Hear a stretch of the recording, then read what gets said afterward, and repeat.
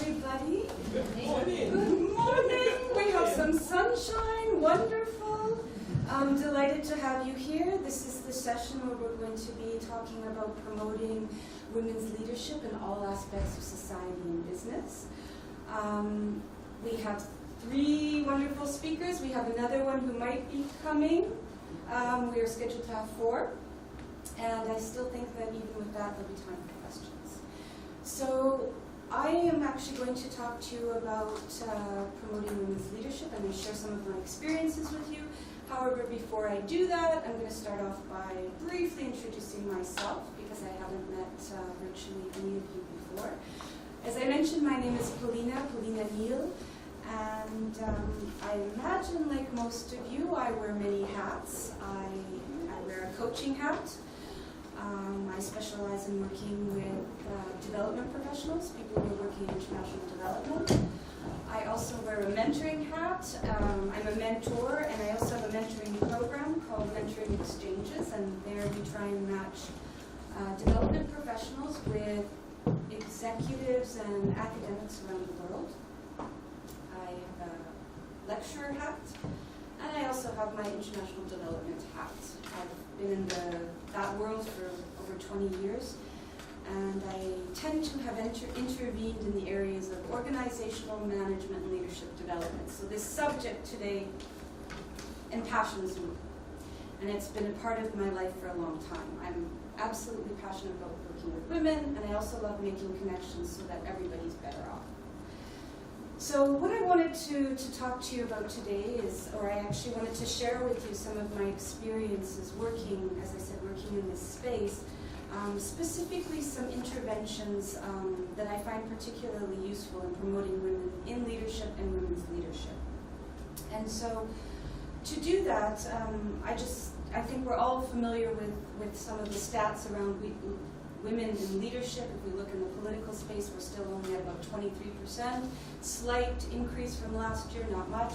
If we look in the management space, the numbers are still relatively low, somewhere around 25-26% globally. And then in terms of women actually leading companies, the numbers are even more dismal at about 5%.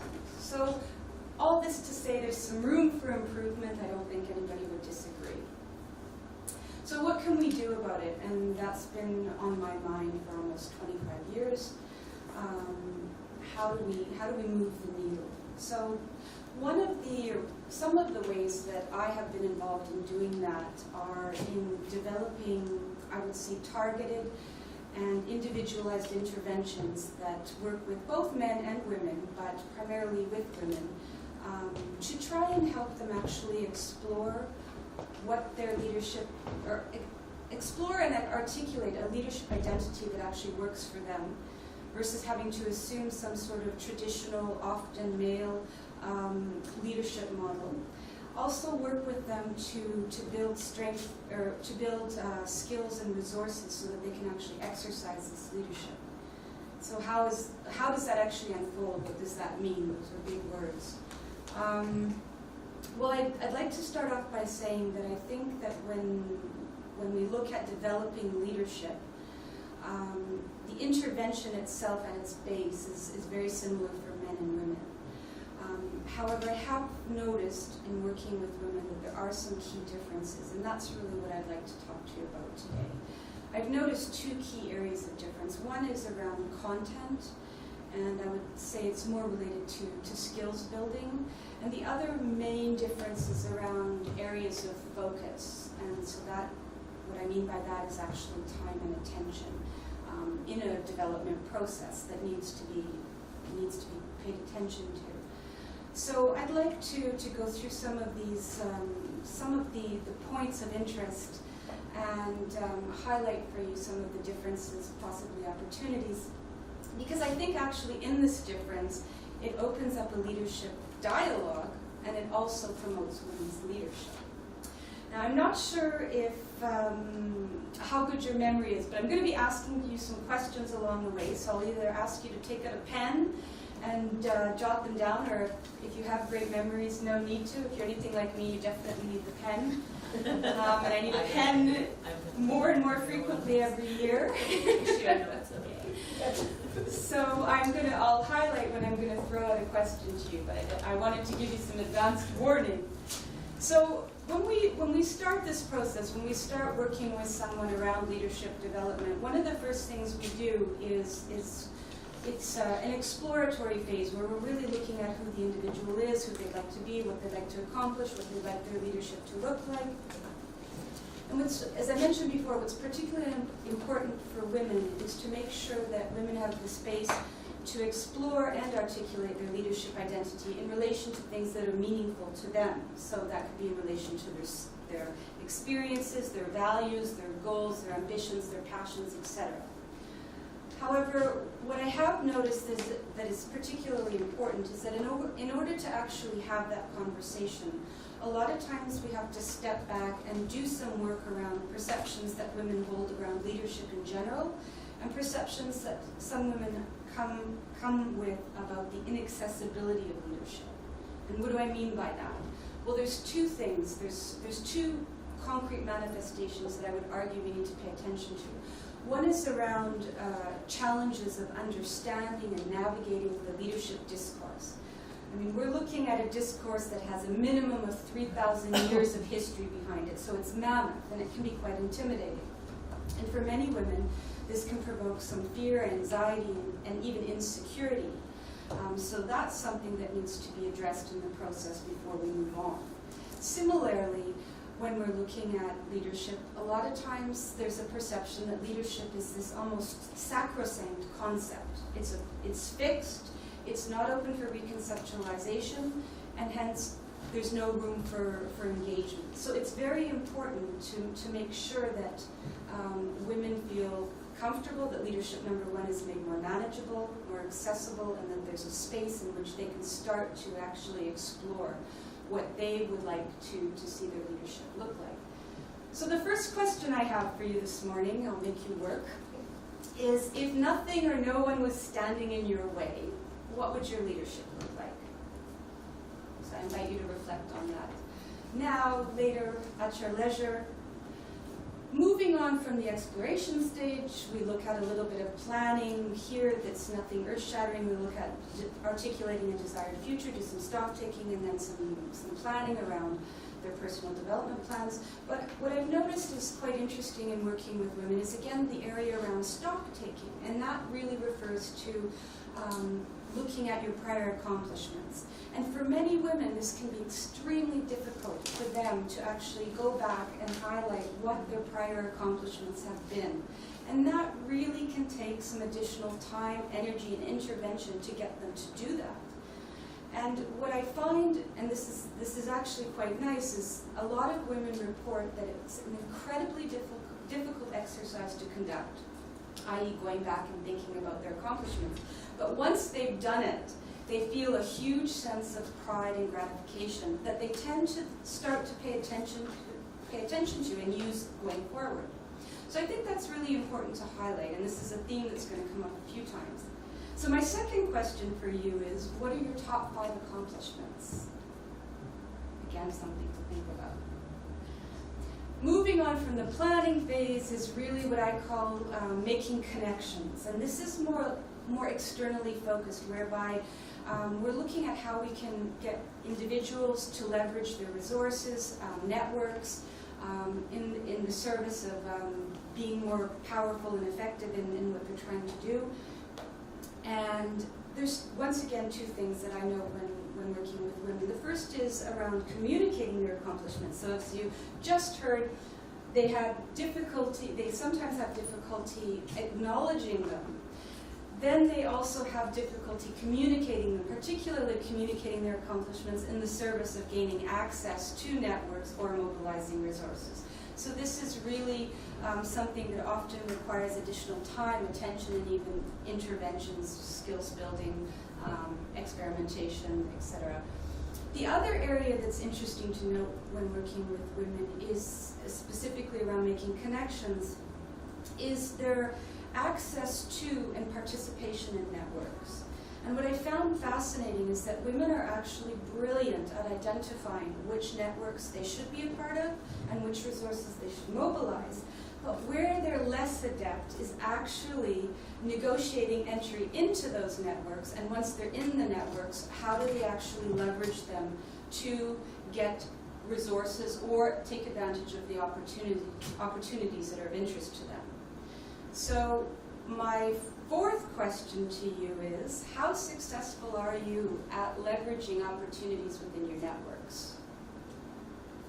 Again, food for thought.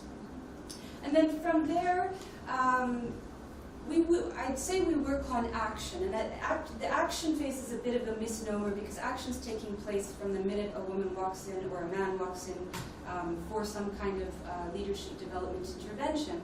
But this is referring more to implementing that personal development plan, the skills building, and this is where I really notice the content differences versus a focus difference. Both men and women have things they need to work on, but what's quite interesting, and I'm not sure if it's going to be surprising to you, what is interesting is that the same themes come up time and time again, and they're themes that have been traditionally problematic for many women. Number one being assertiveness, number two confidence, number three communication, specifically powerful, impactful communication, and sometimes negotiation, more specifically asking for what they want. So this can be really challenging for many women, and again, often requires some additional skills building and attention. So question for you is, in which of those areas do you feel you're already good, and which areas do you feel you need to grow? And then moving from that phase is what I call the sustainability phase, moving on to a place where we're really looking at consolidating and reflecting on learning that's taken place, trying to celebrate successes, and then of course have plans in place to make sure that this, whatever learning has taken place, is going to continue into the future. And by this point, you're not going to be surprised when I say the part that's difficult for women is celebrating successes.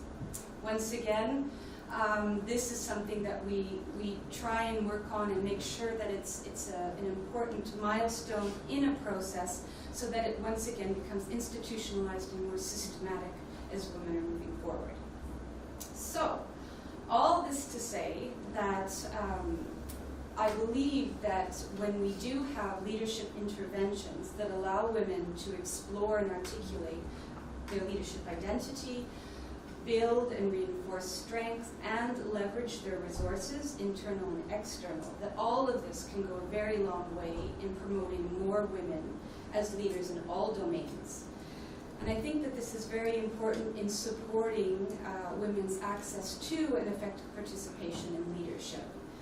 And I would also argue that this actually is instrumental in leveraging all the resources that we have at our disposal, not just 50%.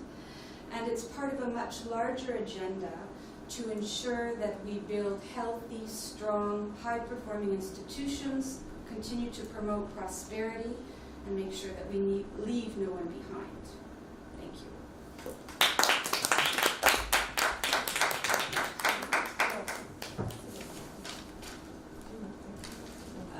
Shall we take questions at the end? Yeah. To make sure everyone has... Good morning to all. It's my pleasure to be here, and I thank you very much for being here for all of us. My name is Tulia Lopez, and as we were talking before, I'm originally from Brazil, but I'm coming from Germany. And what I'm going to share with you here is very much my experience of how I got into loving and dedicating into leadership and communication. And interesting enough, when I see this, I think, oh, this is not for me, because I think leadership comes more close to there. I know he's recording, and he's going to say to me, stay behind this. No, you can take the microphone. Maybe I take the microphone, yes, easier. because I find it very difficult to talk with having something in front of me. I will share a story. I come from a family very matriarchal in number and in power, in both sides. In my family, both sides, men are something very rare. Therefore, they are very spoiled. And the women are the powerful force. They had to do, because times were tough, coming from generations, living in the countryside and having to do everything while the men were in the field. But they built that strength from organizing, managing and administrating everything, making sure everything was working, but everything from here, in the background. So I grew up being told to, of course I came from a later generation where we had other privileges where my grandmother or even my mother didn't have. So I grew up being told that you go for it, you can do it, you have to have education, and then eventually you have to get married, of course.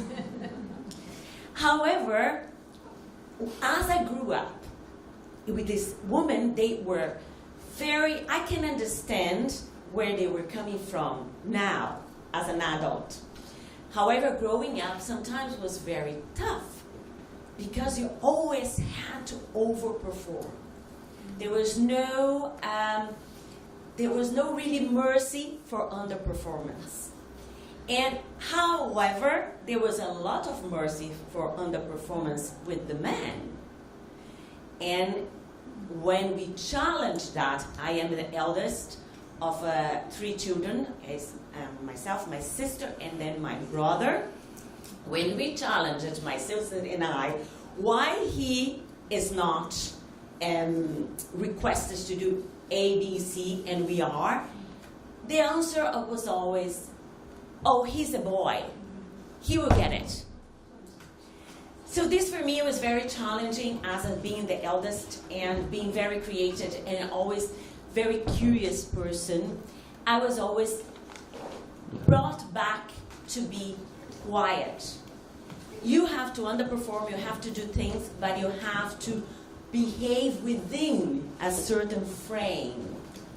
So growing up and teenagers' time came, the relationship was not very well with family.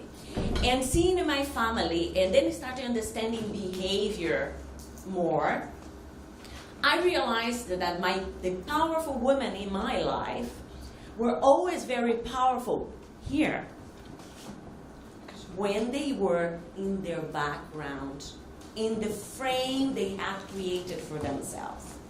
So every time they had to be in the front line, let's say family gatherings, social gatherings, where they were asked for the opinion. They didn't have the opinion. Of course they did have an opinion, but they always looked for the male to give their opinion. They wouldn't dare to say what they have to say. And then when they would go back to here, they would all be talking about what they had to say. Yeah? And for me, it was very contradictory. And it was a lot. And because I was this child that I had this independent feeling inside of me of conquering the world and doing things, and always put back, behave, behave, behave, it was really, really difficult. And seeing that behavior, it was contradictory. So time passed, I moved on, and 30 years almost since I left my home country to adventure the world. And my background, I study architecture and I worked with people. And the interesting thing is, when I went my first day in the university, I remember as today, because as I always told to be very quiet and to behave and to perform, but then I had this eager to do something else out there, to have a voice out there. My first days at university, I remember looking at people and see all these crazy people with crazy ideas that, yes, it's possible to do things that are not in the conformity, what is expected. I felt at home. So my big journey started there. Allowing myself to dream and to be crazy. And that's fine. I go for it. However, the important thing to learn that, yes, you go crazy, but you have to take the responsibility. And what I want to bring for you here in terms of leadership, that in this journey that started from coming from a very conservative family and then discovering myself as an architect and then adventuring to IT, and then nowadays what I do, you might be wondering, nowadays I help women to regain their confidence through their voice. And I'm so glad that you said, and she was nodding there because we were talking before Marion, that communication is the key. Being able to express yourself in your own way, in an assertive way, but in your own way, in your authentic way, is crucial for you to achieve whatever you want to achieve in your life. So I'm happy that life brought me, once I allowed myself to experiment and to try. I made, of course, I fell many times, but it doesn't matter. You fall, you get up, and you keep going. You just dust yourself off, and nothing happened. I keep going. One more lesson learned. But once you allow that, you build yourself the skills to really, really become yourself, to be in touch with your authentic self. So life brought me into this connection, and back over 10 years ago, and is when I started embracing this and sharing with other women and how they can retap into, reconnect to their own selves and have their own voice out there. Because leadership starts from self-leadership. Whatever you do, you have to first manage your own self. And by managing your own self, you first need to know who you are and where you want to go. And what do I have right now? And good that you said we are very bad in really celebrating what we have. But we do have to assess ourselves all the time in what we do have. What do I have right now? And where do I want to go? And then, what do I need to get there? And very importantly, who is going to help me to get there? Because this is another thing, we are always trying to do everything on our own. And we don't have to. I was the same. On my own. No, that's okay, I do it. Oh, it's okay, I do it.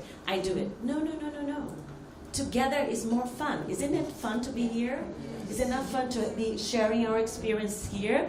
I'm already listening to them and I say, oh, I can connect to them in this level, and we can maybe share certain experiences we can leverage. You talk about leverage, which is very important. So these are the things we have to open up, ladies. And that is what I welcome you to really considering finding your own voice. That leadership starts from self-leadership. That think about the story of my family, the ladies in my life. They were so powerful. They already had the skills. They already had the message and the saying, but everything from behind the scenes. And we have to stop being behind the scenes. We have to take the opportunities. When there is an opportunity to step in the front line, just go for it. And think that you're going to learn in the journey. And we know from statistics and for talks that we women try to over-prepare before getting ready. And she's there, yeah, I know. Yes, and we all know that, and we keep doing it. Why? Right? So, no, my call is it's time for us to really tap into our own voice, believing that we have already a lot of resources, and we don't need to know everything. Don't need to know everything is liberating. And one thing that I have one call to action for you today is you should promise me, and you should consider it and try to remove the word perfection from your vocabulary. Perfection does not exist. It's just an annoying thing that blocks you to really do the first step. You're good enough with the resources you have. And again, as I said, it's about you. Yeah, exactly. It's about you to say, okay, what do I have right now to get there? You want to get there. What do I have? I have this. What do I need to get there? I need plus AB. Where do I get this AB? And this AB is there waiting for me. And the ladies, like all of us here, we can give you a hand, not only ladies, but the men as well. So this is my call for you. You are already on the path, and think on yourself in your inner power, and that you don't need to do it alone.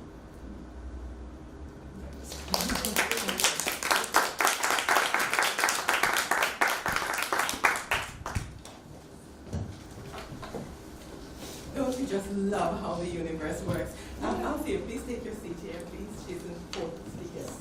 Don't you just love how the universe works? And just thinking of the beautiful round that Dr. Polina has already given us, followed by you, I think it couldn't be better. So what I am now going to do, I am going to support you by having some experience. My name is Neslin Watson-Drouet, and I am from the UK. And building on from where you have just beautifully left us, the point is, go with the flow of life and experience the flow of life in your leadership. So just think about it. With Neslin, from rural Jamaica to England as a nurse, and then moving through business owner, board members, chairman, several chairs, and now international journalist. And one of the things that I do in promoting women's leadership is finding beautiful women like you here, targeting you. I've already targeted Pat, and she doesn't know yet, for interviewing on Broadcast Your Passion TV. And this is how women then speak out, and I promote women. So, promoting women's leadership, you experiencing this. I'd like you to just close your eyes for a moment. And the reason why I want you to close your eyes is to close a distraction around you. If you have a difficulty closing your eyes, then look down. Or if you look up, then but you get the meaning of what I want. So I'd like you to breathe in deeply. And as you breathe in this beautiful prana. Breathe in the breath of life. And as you breathe in, connect with source energy. And remember that you are a beautiful spiritual being here, having a human experience. Breathe in again. And remember, as we have already heard, all you already need is already within you.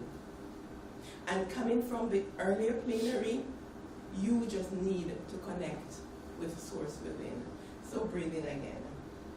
And as you breathe in, I want you to imagine that you are now joined by a beautiful mentor.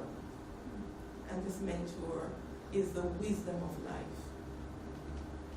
Welcome the mentor. And open your heart to the mentor. And bring the mentor within.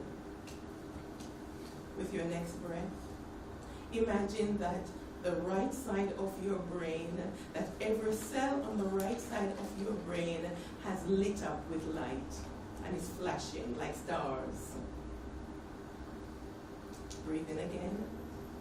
And just imagine that the left side of your brain again now has lit up and is flashing like stars.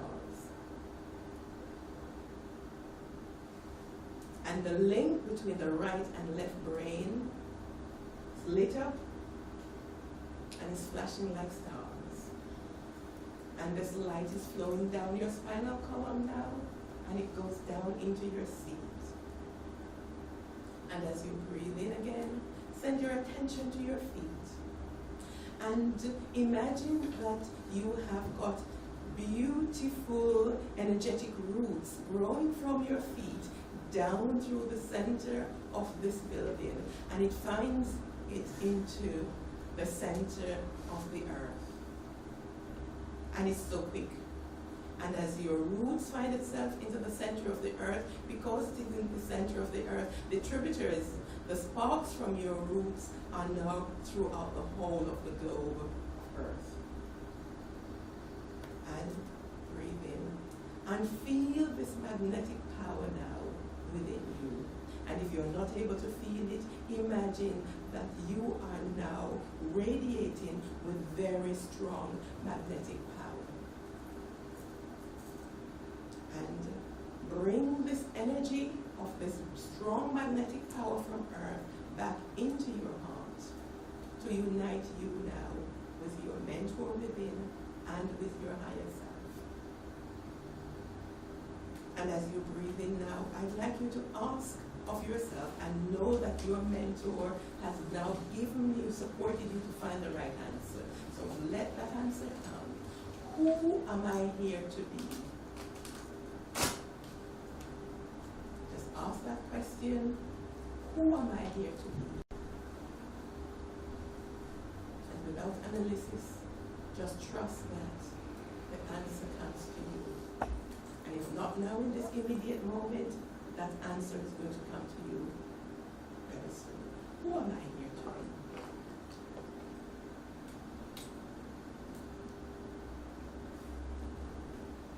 See what comes into your inner vision, or your inner ear, what comes into your perception through your five senses.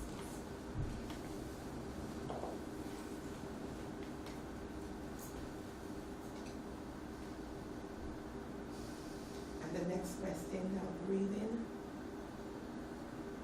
Who am I here to serve? Who am I here to serve?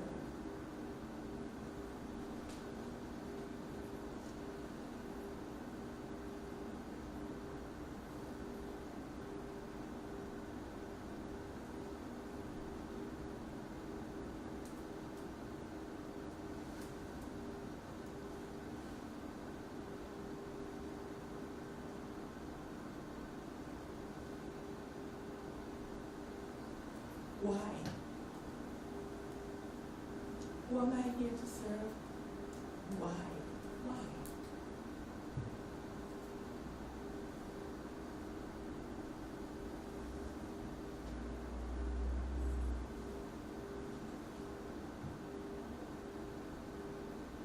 Don't worry about remembering all these questions because I'll write them down for you.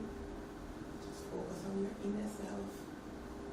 Worry about what you're going to say later. Just let energy flow into you and be connected.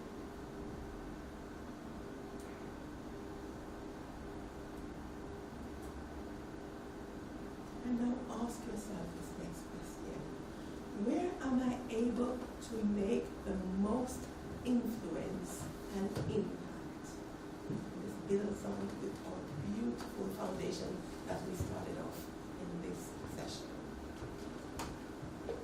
Where am I able to make the most influence and impact?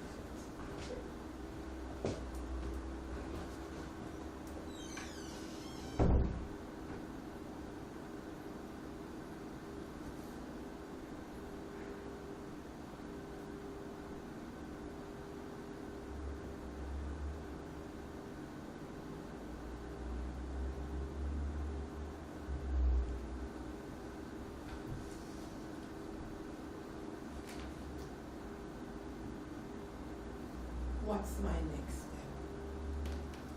I only want you to have one step. What's my next step? And if you are already along the path of some of us are, just ask that question again. What's the next step?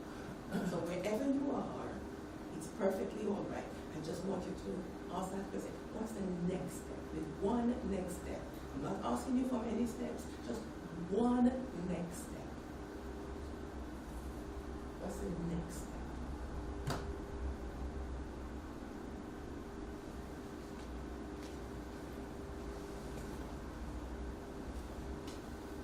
And in the interest of time, breathe in again and reconnect with the room, with yourself. And anything you wish to just quickly jot down, just jot it down for yourself. And particularly that one next step.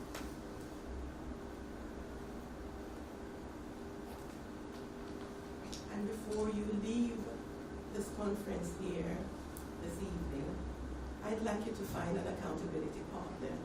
So, you know, there are many of us around, we link internationally. Find someone as an accountability partner with whom to keep in touch. And the beauty about an accountability partner is, you know, life goes up and down, and it's easier not to take the next step sometimes. And what we get from an accountability partner is support. And support help us to think, decide, and act. So, just in case you want to write down the questions, I just love you so much, Robin. You started off so beautiful, and you gave us the foundation, because your work, it stabilized in the whole international research. So there was nothing more to repeat from it. So beautiful, thank you. So the questions were, who am I here to be? Who am I here to serve? Why? Where am I able to make the most influence and impact? Next step. And in the interest of time, we must give our fourth speaker space up here. I invite you, and we can come back. It was beautiful. Thank you.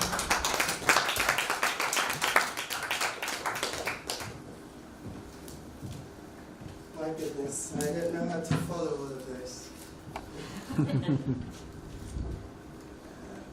glad it's you. Famous last words. Esteemed fellow speakers, good morning. Good morning, sisters. Good morning. Good morning. You all know me by now, as some of you don't, but I think you know that I don't take kind of half-hearted stuff. Good morning. 1, 2, 3. Good morning. Look around at each other again, as I normally say. Shake each other's hands. Give each other a hug. It is International Women's Week. And we cannot just sit and look at each other as if we're strangers. If we're talking about women as leaders and how we're going to go forward, one of the ways that we're going to have to go forward is actually, it's supposedly a kind of European thing of not really wanting to extend into somebody else's space. But we're going to have to get over that. Because as women, we are touchy. We do like to have that connection. And that connection is actually, it's not something that we should be ashamed of. It's not something as leaders that we should be saying, I need to not do this, I need to adapt some stuff from men. Because let's face it, in order to nurture a child, we touch. And that is one of the strongest elements in this world, when you reach out and touch someone. Because as leaders, you're seeking to touch somebody's heart for them to follow you. How am I going to follow you if you hold back? Because we have to take a chance. We have to risk. As women, one of the things is that we are risk averse. And many of the things that we're talking about today, as if they are new. But let me remind you of some of the people that runs through our veins. Queen Nzinga, Queen Boudica. I think they call them the Dora Milaje in the Black Panther movies. But they are actual, real warriors. The Amazon warriors. We are not seeking to find something that we are not already. We are leaders. We're just seeking to find a way to reestablish a place, not to find a place. So I'm not here to say these are the strategies and these are the this and these are the that. I'm saying look back, not to stay there, because many a times we look back and we ruminate about, oh my God, I wish things wasn't like this. Oh, in the old days, we became misses because we were chattels of our husbands and so on, and then we lost our leadership. All real good things. But if we remember way back, we are now realizing that the queens of Egypt, they were not second class to the pharaohs. They were within their power. And we are within our power. We need to express who we are, young sister, because you are the future. And being our future, you look back and see those ladies that didn't look at, oh, I'm a little lady and I've got to compromise on maybe not doing makeup or not doing this or being this way or being that way for whoever. I'm saying today that when I was born a leader. Many of our leadership qualities are nurtured out of us. And that's a tragedy. It's nurtured out of us. And we then spend the rest of our lives trying to find something that is naturally in us. When women are left free, and we are not thinking that we're somebody's mother, we're somebody's daughter, we're somebody's this, we're somebody's friend. When you are by yourself, and if there was no society, what would you be? What would you be? Somebody brings out and just say, if there was nothing to lose, what would I be? Please, somebody. If there was nothing to lose, if I wasn't somebody's mother, somebody's aunt, somebody's sister, somebody's daughter, and I was just me. Because I remember when I was a child, and I wasn't really thinking about being somebody's anything. I was just this little wild, mad thing running around. You know, I kind of still am. But it's kind of now controlled, you know? But at that time, I felt like I could do anything. I didn't think there was something that boys did that I couldn't do. I couldn't see even why, and forgive me, I needed to wear underwear. Because it was just an inconvenience climbing. You know, so when you saw me with underwear, they were always trying to find my underwear because I took them off and threw them away. But if you saw me with them, it's because I thought they were pockets. And I kept things in, like sweets. So if I offered you anything, my family would say, no. So, just taking it out of my underwear because it was a pocket. And that's because we do have this independent spirit. All of us, men or women, we have this independent spirit. Men feel that they are molded into being unemotional leaders, and women feel that we have to be this. But let me ask you again, and please, somebody dare to answer. Yes. I'd be a pirate. You'd be a And I pirate? would redistribute all the money in the world. I would be a pirate, and then I would have a ship, and you would be all on it. And then we would sail to any country, and then we would get all the money that they had too much, because a lot of people don't know how to distribute the money. Yes. And then take the money to the places where they need the money. And then, just keep doing that until everything is about equal, and nobody has to feel ashamed, and nobody has to feel bad, or, everybody can fulfill their dreams. So I'd be a pirate. Oh. Anyone else? What would you be? How weird it sounds, I would be an angel of love. Mhm. Because I think that is the one thing which is free, Mhm. and the one thing everyone finds so hard.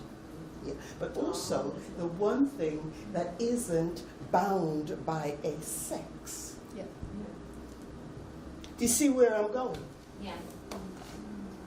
See where I'm going? When we talk about leadership, we can either sit here and start thinking about how do I get some stuff that men have?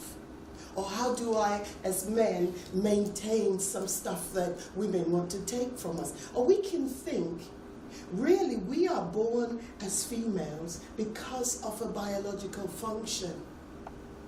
But in my heart, I don't think of myself as either man or woman, because God created Adam, and Adam is a species, not a sex. Yes. Adam is a species that is man and woman. Eve is because of a biological function. So here, what are we? Why are we not the leaders that we know we can be? Because we're afraid to take some risks. For me, when I was young, there was nothing that I thought I couldn't do. And then there came all this stuff about, oh, you're a girl child, cross your legs like this. Because of course when I sat down I was like this. Normal. I thought. He said, no, you gotta do this. And then I remember the time somebody said to me, you're too much like a boy. Because of course my hair was this way and that way, falling out of trees all the time. But all the time I knew myself as a girl. And yet, boys followed me, girls followed me, just because of my nature. It wasn't because of my physicality. It was because of what's in here. So what's in here is really what we need to start thinking about nurturing. Being an angel. Some people think, oh, that's a really touchy-feely, womany thing. But really, angels come in all sorts. And the one thing about them is that they know they are specific in their purpose. They know their purpose. And they're not afraid to live up to that purpose. So today, what I'd like to ask us to do is to remember who we are because of who our ancestors are. The queens of Africa, Queen Boudica in Europe. I can't know all of them, but we already have a foundation. The Asian queens, they didn't sit around thinking, I'm waiting for some guy. But because of the situation that we have now, it has been recreated. Everything, it's like all the women were at home. Just the same way, the lion the lionesses were supposedly sitting down waiting for the lions to bring the food. But now we know biologically that it is the lioness that kills the prey. And then the lion comes and eats. So, who are we? Are we leaders? We are queens. And do queens need to ask for their place? Pardon? No.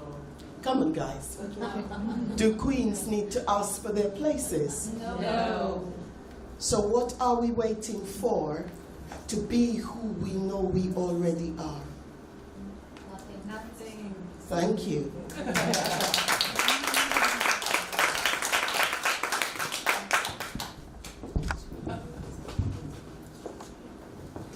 We probably have time just for one or two questions because we are now into the next session. The next group will be coming in a moment. So, yes, do.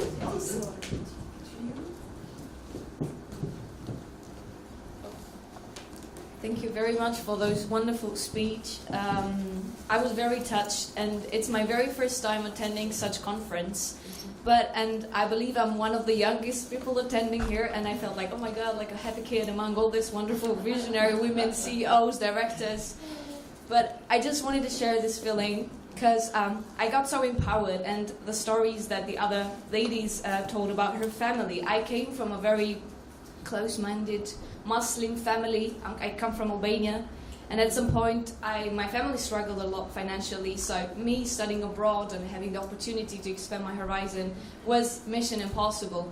But it was because of one woman, my mother, and women like Michelle Obama, like Oprah, that I looked up to, and women like you that inspire us, the younger generations, every single day to take initiatives, never to, pay attention to what other people are saying and talking about. So thank you very much, ladies. I'm very touched.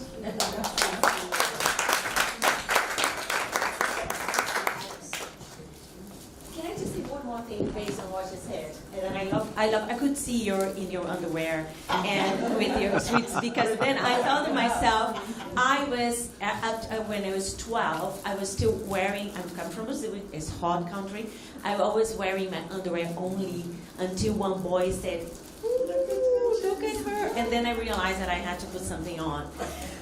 But what I wanted to say is, I loved when you said that we already have all we have. We just have to find the ways to get there. And I wrote a book in leadership called Leading in High Heels. And the reason I put that title is because I believe on that. You don't need to be someone else. You are who you are. And as I'm the lady in high heels all the time, and I am passionate about leadership, and I thought that was the title that will reflect my personality. But although when sometimes I present this book to people, to ladies, I get some faces on the faces. What do you mean leading in high heels? We don't need to wear high heels to lead. I said, of course not. It's just an analogy and a metaphor I use to represent myself. So that's very important for you, is be yourself. Yeah? Yes.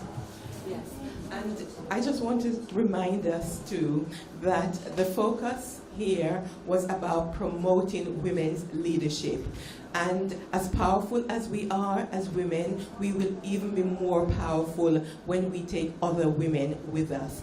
Grow other leaders. Support the young leaders who are coming. Do not draw up the drawbridge.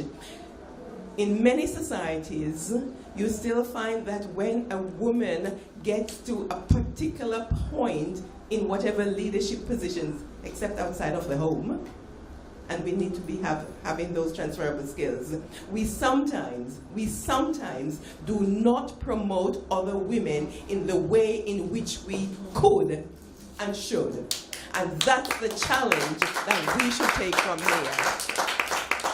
Regardless of how powerful we are and who we think we are, you are no better than the others who are coming behind. And the others who are coming behind are the future. Support our young. Enable them.